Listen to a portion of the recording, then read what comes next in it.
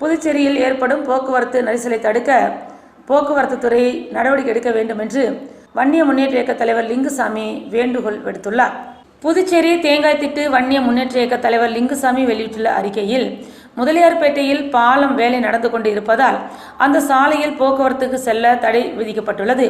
எனவே மற்ற இரு சாலைகள் உப்பளம் பிரதான சாலை, காராமணி குப்பம் பிரதான சாலை மட்டுமே செயல்பட்டு கொண்டுள்ளது.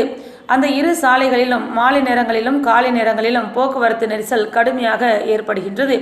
இதனால் மக்கள் தினம்தோறும் மன உளைச்சலுக்கு ஆளாகின்றனர், அவதிப்படுகிறார்கள். இதற்கான நடவடிக்கையை புதுச்சேரி அரசானது போக்குவரத்து காவல்துறையானது உடனே எடுக்க வேண்டும்.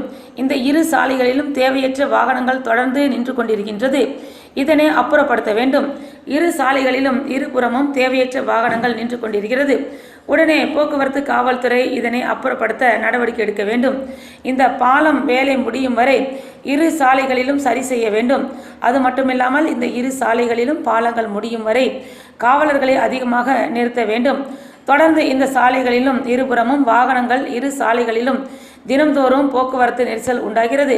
எனவே துரிதமான நடவடிக்கை எடுக்க வேண்டும். அது மட்டுமல்லாமல் புதுவை முழுவதும் நகர் பகுதிகளில் தொடர்ந்து போக்குவரத்து நெரிசல் ஏற்பட்டு கொண்டுள்ளது. எனவே புதுச்சேரி போக்குவரத்து காவல்துறை நடவடிக்கை எடுக்க வேண்டும். முன்பெல்லாம் ஒலிபொருக்கி பொருத்திய வாகனம் போக்குவரத்து துறை காவல்துறை கொண்டு வருவார்கள். தேவையில்லாத வாகனங்கள் நின்று கொண்டிருந்தால் அப்புறப்படுத்த சொல்லுவார்கள். இப்பொழுதெல்லாம் அந்த வாகனம் வருவதே கிடையாது.